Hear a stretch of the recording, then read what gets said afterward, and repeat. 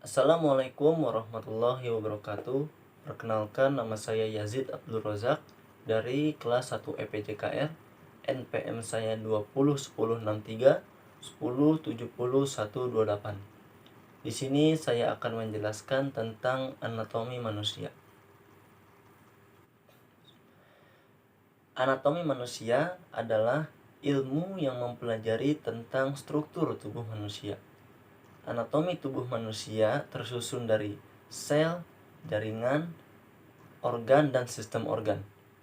Sistem organ ini merupakan bagian yang menyusun tubuh manusia. Bidang tubuh manusia terbagi menjadi 3. Yang pertama ada sagital. Sagital itu antara kiri dan kanan. Lalu yang kedua ada frontal, yaitu antara depan dan belakang. Dan yang ketiga ada transfer, yaitu antara atas dan bawah. Posisi anatomi itu berdiri tegak, lalu kedua lengan di samping, telapak tangan dibuka menghadap ke depan, lalu pandangan lurus ke depan.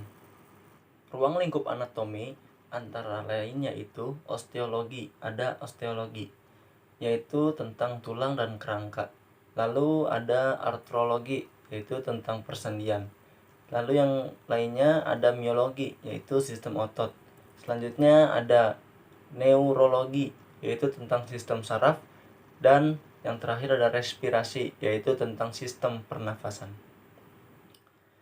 Yang kedua ada artrologi atau persendian.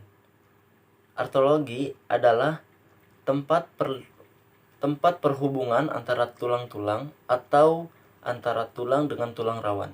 Secara fungsional, artrologi atau persendian ini terbagi menjadi 3. Yang pertama ada sinartrosis, yaitu pergerakannya tidak bisa bergerak. Yang kedua itu ada amfiartrosis, yang mana pergerakannya itu sedikit.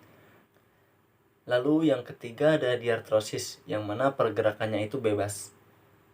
Secara struktural,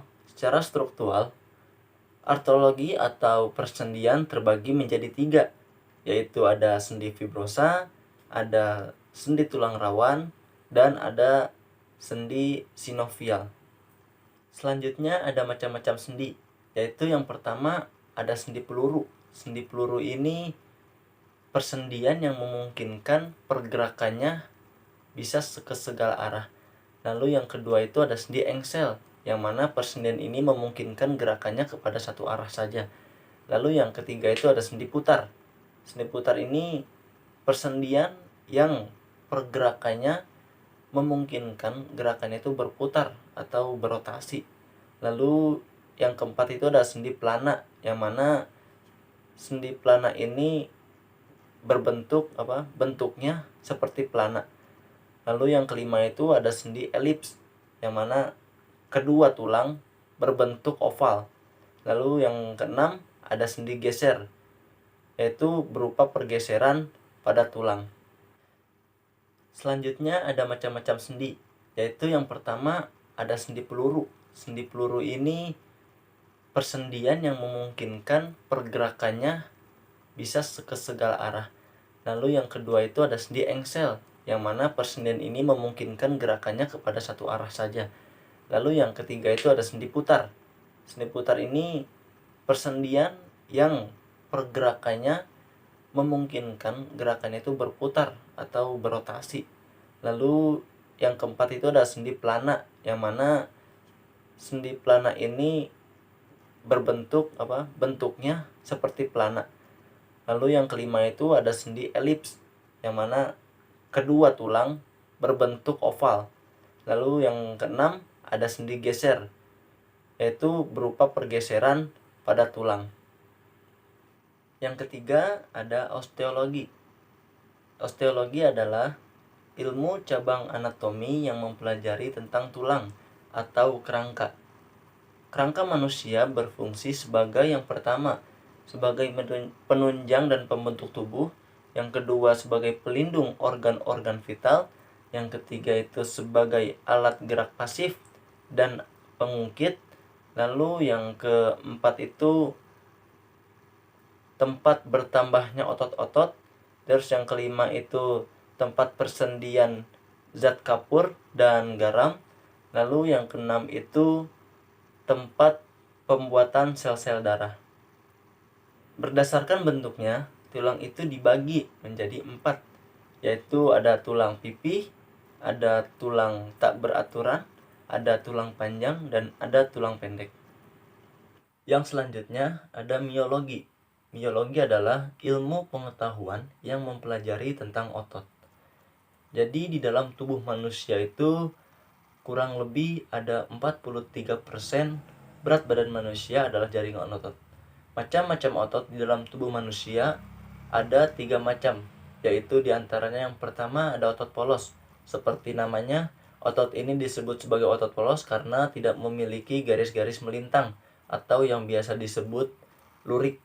Lalu yang kedua ada otot lurik.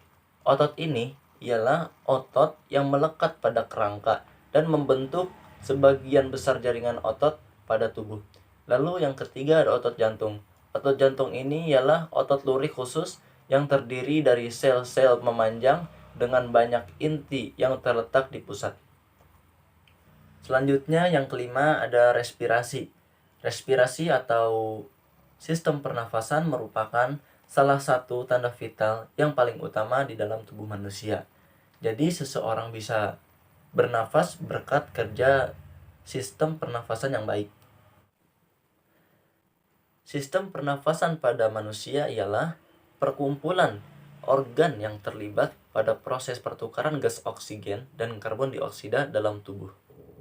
Dan sistem pernafasan pada manusia itu terbagi menjadi 2, yaitu sistem pernafasan bagian atas dan sistem pernafasan bagian bawah.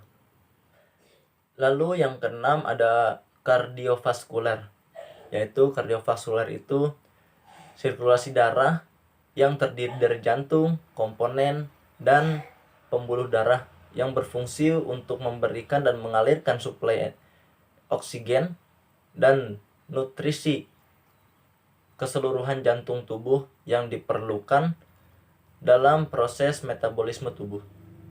Dan struktur jantung itu terdiri dari 3, yaitu yang pertama ada lapisan luar yang biasanya disebut itu epikardium.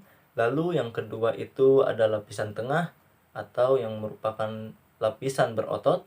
Dan yang ketiga itu ada lapisan dalam, yaitu biasa disebut endokardium. Fungsi sistem kardiovaskuler di antara lain yaitu sebagai alat transportasi, lalu sebagai pengatur atau regulasi, dan yang ketiga itu sebagai proteksi.